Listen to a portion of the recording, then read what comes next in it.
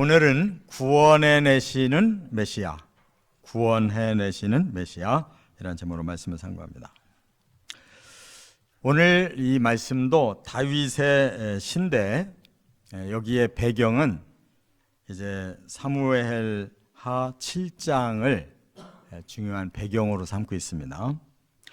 본래 다윗은 이제 목동이었지만 아주 하나님께서 귀한 믿음과 또 능력과 재능을 주셔서 하나님 앞에 아마 선민 중에는 가장 크게 귀하게 쓰임받은 사람이라고 우리가 말할 수가 있습니다.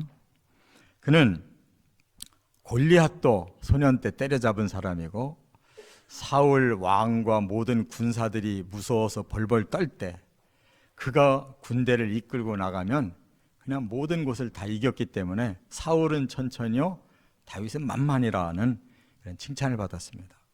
근데 그것이 화근이 돼가지고 사울 왕에게 이제 미움을 받아서 사울이 사위로 삼았으면서도 그를 경계하고 나중에 마음이 변질돼서 막 창으로 던져서 죽이려고 하니까 결국 다윗은 도망갈 수밖에 없었는데 10여 년의 그 세월을 사울 때문에 그냥 피난을 하고 항상 죽음의 위기를 느끼며 살았습니다.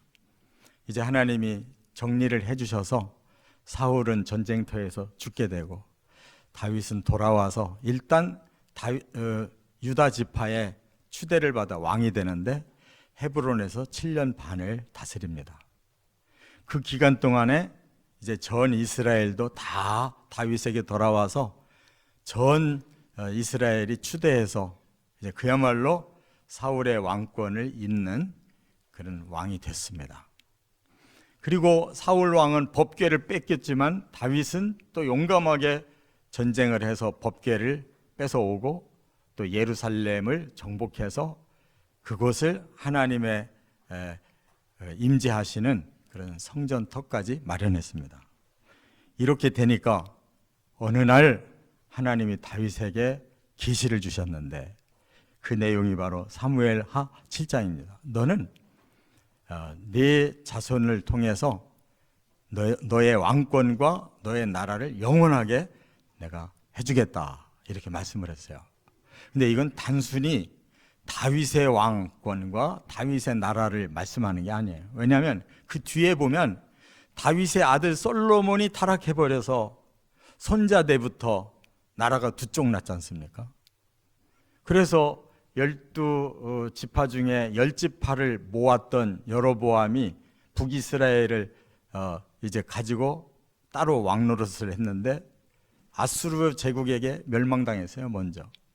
그리고 두 지파가 뭉쳐서 유다 나라를 그 다윗의 손자 르호보암이 이끌고 나갔는데 20대밖에 못 가고 바벨론에게 멸망당했어요. 그러면 하나님 말씀 뭐가 되는 거예요? 다윗의 왕권과 나라가 영원하리라 한 것은 바로 그들의 육적인 왕권, 육적인 나라가 아니라는 걸 알 수가 있죠. 바로 이 예언은 메시아 계시였어요. 왜 그러면 다윗에게 주셨느냐? 다윗이 바로 메시아 계보의 중간 시조가 돼요.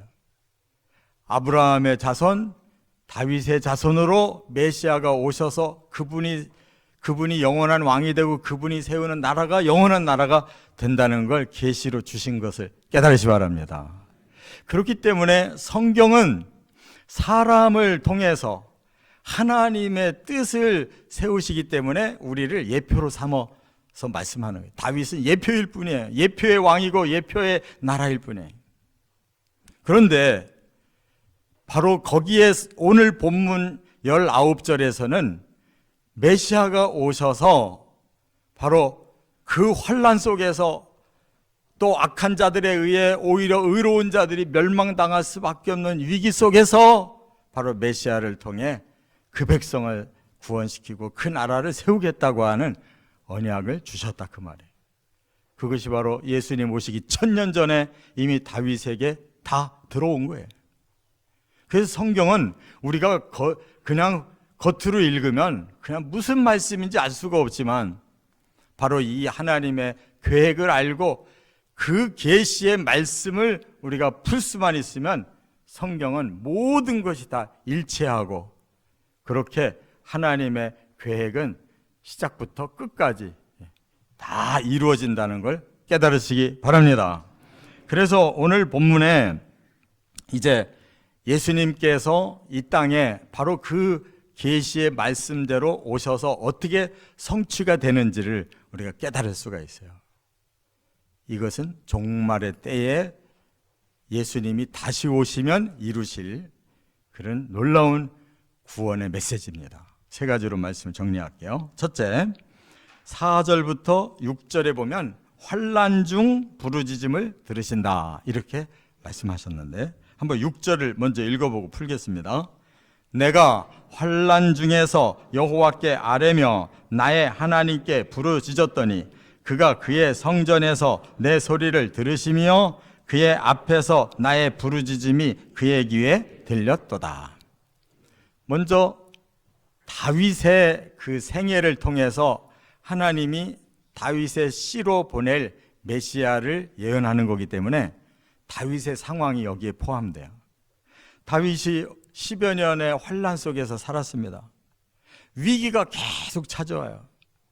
그냥 조금 깊이 숨어서 편안하게 좀 살아보려고 해도 그 지역 사람들이 사울 왕에게 고발을 해가지고 자기들이 득을 보려고, 이런 일이 얼마나 많았는지 몰라요. 그때마다 다윗이 할 수 있었던 것은 하나님께 제가 환난 중에서 도망갈 곳이 없습니다. 하나님 저의 기도를 들으시고 응답 주시옵소서라고 밖에 기도할 수밖에 없었어요. 그런데 바로 우리 하나님의 백성들을 하나님은 결코 하늘 성전에서 그들의 기도를 듣고 계시지 버리시는 하나님이 결코 아니다, 그 말이에요. 그래서 하나님은 다윗의 기도가 있은 후 1000년 후에 바로 다윗의 기도뿐만 아니라 온 하나님의 백성들의 그 환난 속에서 부르짖는 간구를 들으시고 예수님이 이 땅에 영혼을 구원하신 후에 다시 하늘에 가셔서 하나님 나라를 예배하고 우리의 몸까지 구원하기 위해 재림하셔서 부활시켜 주신 줄을 믿으시 바랍니다. 바로 그 응답이 환난 중에 하나님께서 주신다는 거예요. 자, 그러면 우리가 지금 종말이 가까워오고 있는데 점점 성도가 살아갈수록 기도는 이 기도밖에 없어요. 하나님, 점점 세상이 환난에 빠지고 있습니다. 점점 사탄과 악한 자들은 이 세상에 하나님을 경외하고 믿음으로 끝까지 메시아를 기다리는 자들을 그냥 두지 않고 이렇게 멸하려고 합니다. 하나님, 하늘 성전에서 우리의 간구를 들어주십시오라는 기도를 우리도 해야 될 줄 믿습니다. 그때에 지금 다윗은 시를 잘 쓰는 사람이기 때문에 그 상황을 이렇게 표현했어요. 4절에 사망의 줄이 나를 얽고 불의의 창수가 나를 두렵게 했습니다. 여러분, 사망의 줄이라는 게 뭐냐면 큰 범죄를 저지른 사람을 이게 포승줄로 올가 매지 않습니까? 그래서 그 사람은 큰 죄 지면은 결국 사형당합니다. 바로 성도를 오히려 악한 자들이 그렇게 포승줄로 묶어서 죽이려고 한다는 거예요. 다윗이 자기 심정을 그렇게 표현하고 있어요. 불의의 창수가 나를 두렵게 합니다 그랬는데 이 물이 얼마나 무서운 겁니까? 홍수를 우리가 봐서 알고 또 지진이 나고 나면 쓰나미가 바다를 휩쓸어서 미리 불어닥치는 거 알잖아요. 다윗은 그런 고난을 지금 당하고 있다는 거예요. 자기가 감당할 수 없는 불의한 자들의 그 무서운 파도 같은 쓰나미 같은 그런 일들이 다가오고 있다는 거예요. 뿐만 아니라 그 뒤에 보면 5절에 스올의 줄이 나를 두르고 그랬어요. 이제는 목숨을 죽이려고 하는 포승줄이 문제가 아니고 자신의 영혼을 죽여 지옥에 집어넣으려고 하는 그런 포승줄로 아주 우리를 멸해버리려고 하는 자들이 지금 있다, 그런 뜻이에요. 스올의 그 줄이라고 하는 것은 바로 우리를 지옥으로 끌고 가는 사탄의 무서운 일을 얘기하고 있는 거고, 그 뒤에 보면 뭐라고 말했어요? 사망의 올무라고 또 그랬어요. 여러분, 올무라는 게 덫을 말합니다. 덫. 전혀 느끼지 못하고 있다가 갑자기 닥치는 일, 이걸 보고 올무, 덫이라고 그러는데, 어떤 덫이냐? 사망의 덫이라는 거예요. 세상은 잘 된다, 뭐든지 다 우리가 원하는 될 거다 하다가 하루아침에 악한 사탄의 그 메시아라고 거짓 목자가 나타나면 바로 하나님의 백성들을 3년 반 동안에 다 멸하려고 하는 무서운 이러한 스올의 줄과 사망의 올무가 이 땅에 떨어지는 것이에요. 이 다윗이 어떻게 이런 표현을 할 수 있느냐? 바로 계시 속에서 종말을 알고 있기 때문에 그가 이렇게 표현하고 있다는 것을 깨달으시기 바랍니다. 그러나 환난 중에 들으시고 응답하시는 하나님이 6절에서 이렇게 응답을 주신 거예요. 뭐라고? 내가 환난 중에서 여호와께 아뢰며 나의 하나님께 부르짖었더니 그가 그의 성전에서 내 소리를 들으시며 그의 앞에서 나의 부르짖음이 그의 귀에 들렸도다. 할렐루야. 다윗도 그렇게 해서 살아나서 왕이 되고 그 나라를 이루은 사람이고, 우리도 지금까지 살아서 이 종말의 시대에 우리가 끝까지 하나님께 부르짖고 소망을 하나님께 둔다면 하나님께서 하늘 성전에서 우리의 소리를 들으시고 메시아를 보내실 것이다, 그런 말이에요. 그래서 우리의 부르짖음에 귀를 기울이신 증거를 보여주신다는 메시아의 재림을 믿으시기 바랍니다. 또한 우리가 이와 같은 환난 속에서 아무것도 기대할 수가 없어도 하나님은 요한계시록에 말씀하신 대로 성도들의 영혼 몸을 지켜주셔서 반드시 하나님 나라의 백성으로 드릴 거라는 약속을 여기에 말씀하고 있는 줄 믿으시 바랍니다. 두 번째, 7절부터 19절에 보면 멸망에서 건져내신다, 이렇게 말씀합니다. 한번 8절과 9절을 함께 읽겠습니다. 그의 코에서 연기가 오르고 입에서 불이 나와 사름이여 그 불에 숯이 피었도다. 그가 또 하늘을 들이우시고 강림하시니 그의 발 아래에는 어두캄캄하도다. 너무나 극적인 표현이 나오는데, 여기에 마지막 환난의 상황은 무서운 연기와 불과 숯의 그 뜨거운 열기를 말하고, 동시에 하늘에서는 메시아가 강림을 하셔서 그 어두컴컴한 그곳을 발로 밟으신다라고 표현하고 있어요. 여러분, 이 종말에는 이 세상에 사람들이 쏘아 올린 그런 핵으로 인해서도 재앙이 떨어지고, 뿐만 아니라 하나님께서 그 악한 자들을 처벌하시는 지옥의 그 숯불 같은 뜨거운 불도 함께 떨어진다는 사실을 깨달으시 바랍니다. 그때 하늘에서 강림하시는 메시아는 바로 그 속에서, 그 멸망 속에서 성도들을 건져내셔서 반드시 시온성 위에 세우고 증거를 보여주실 줄로 믿습니다. 이와 같은 그 단어 하나하나가 이게 그냥 다윗이 꾸며서 말할 수 있는 단어가 아니라 이 말이에요. 이 모든 하나하나의 단어는 계시록에 아주 질서정연하게 순서를 밟아서 말씀하고 있는 단어와 똑같은 거예요. 오늘 이 말씀으로 끝나지 않고 이제 그 뒤에 말씀이 3번 더 나오는데 이 18장이 길어요. 오늘은 이런 멸망 속에서도 구원하시는 메시아의 사역을 말하고, 그 다음 시간에는 그들이 죽음에서 살아난 그들을 예수님은 그들에게 충분한 보상을 주신다는 보상의 메시아로, 그 다음에는 악한 자들을 영원한 멸망을 주시는 심판의 메시아로, 그리고 마지막에는 성도들에게 영원한 나라에서 통치하신다는 메시아의 사역을 말씀하고 있어요. 그러니 이 긴 말씀 속의 모든 단어들은 하나님께서 마지막 때에 예수 그리스도를 통해서 이 땅을 심판하시고 우리에게 영원한 생명을 주신다는 모든 말씀이 여기에 다 들어있다는 것을 깨달으시기 바랍니다.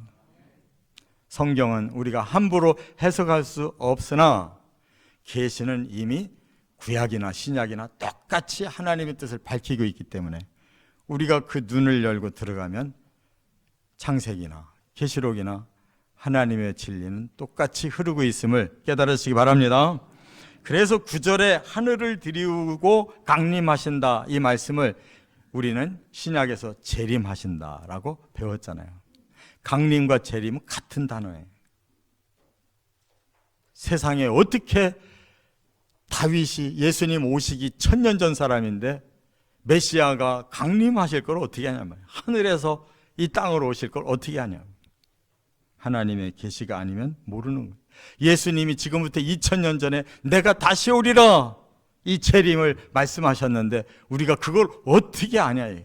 이미 구약부터 하나님은 예수님의 시대를 거쳐 종말까지 강림의 계획을 발표하셨기 때문에 우리는 믿고 순종하면 될 줄로 깨달으시기 바랍니다.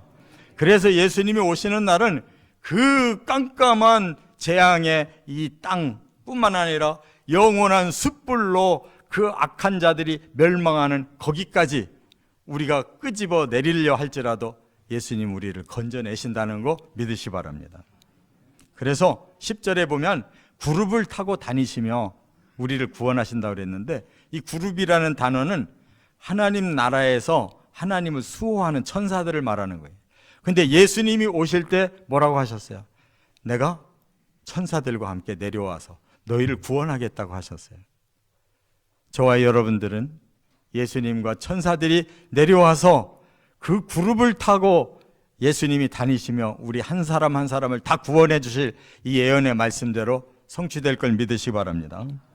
또 하나, 그 구름 속에서 광채와 흑암으로 나타나신다고 그랬어요. 예수님은 우리들을 위해서는 광채로 나타나시고 저 심판받을 자들에게는 흑암으로 나타나셔서 그날에는 심판을 통해 영생과 영벌이 나누어진다는 것도 믿으시기 바랍니다.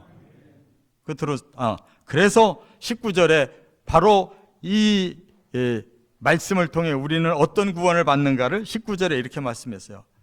너희를 넓은 곳으로 인도하여 기쁨의 구원을 주리라. 할렐루야. 우리는 지옥까지 갈 것 같다는 상황에서도 넓은 곳을 하나님이 마련해 놓으셔서 우리가 그곳으로 들어가면 기쁨의 구원을 받는다. 그게 천국인 거예요. 우리를 위해 예비된 줄 믿으시기 바랍니다.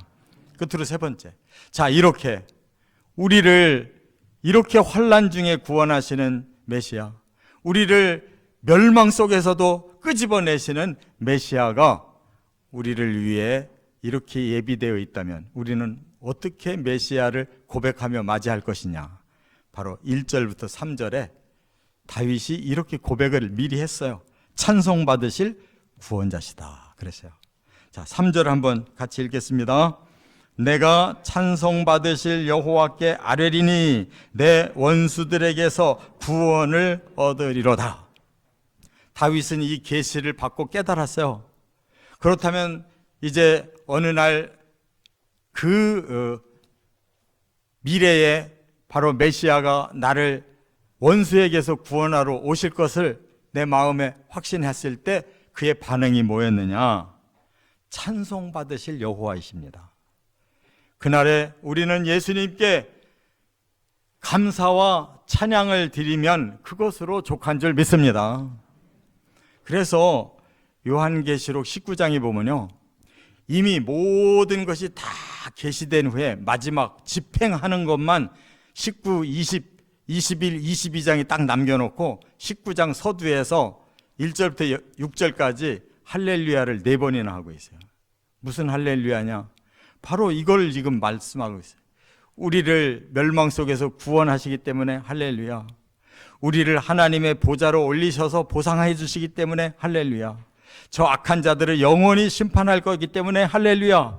우리는 영생할 것이기 때문에 할렐루야라고 19장에서 이미 선포하고 그 다음에 집행을 들어가서 20장, 21장, 22장까지 완벽하게 이루어 놓으셨다 그 말이에요.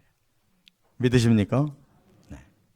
이렇게 말씀은 대충 쓴 것이 아니고 정확하게 수천 년간을 거리를 두고도 다 일치된 말씀인 것은 하나님의 말씀이기 때문에 그런 것입니다.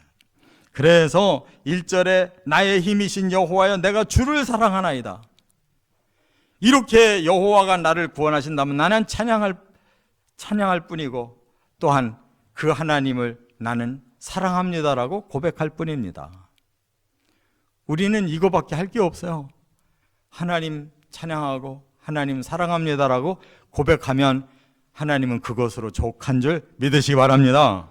그래서 2절에 바로 다윗은 평생 전쟁을 많이 치렀던 사람이기 때문에 전쟁터는 생과 사가 그냥 한순간에 갈려지잖아요. 그런 위급한 상황에서 전쟁에서 많은 그러한 경험을 얻었어요. 그래서 이렇게 고백을 해요. 하나님은 나의 반석이시고 나의 요새시고 나를 건지시는 이시고 나의 바위가 되시고 방패가 되시고 구원의 뿌리가 되시고 산성이 되십니다라고 고백해요. 여러분, 전쟁터에서 한 사람은 죽고 한 사람이 사는데 그 상황에서 사는 사람은 어떻게 살아요? 요새에 쏙 들어가 있었더니 살았다. 바위 뒤에 숨었더니 살았고 저 잘 만들어 놓은 산성에 들어갔더니 살았다 이 말이에요. 구원의 뿔을 붙잡았더니 살았다. 그와 같이 우리도 하나님이 우리의 바위가 되시고 방패가 되시고 산성이 되시고 구원의 뿔이 되십니다라고 다윗처럼 고백하면 결코 실패하지 아니하고 이 결론은 바로 우리의 것이 될 줄로 믿으시 바랍니다. 이제 마지막 말씀, 구약 말씀이나 예수님의 신약 말씀이나 또 계시록의 종말의 말씀이 다 우리에게 일치되게 주신 하나님의 계시임을 깨달으시고 말씀을 더 깊이 통달해 가시고 주의 날이 가까울수록 우리의 영안이 더 밝아져서 온전한 구원에 이르시기를 주의 이름으로 축원합니다.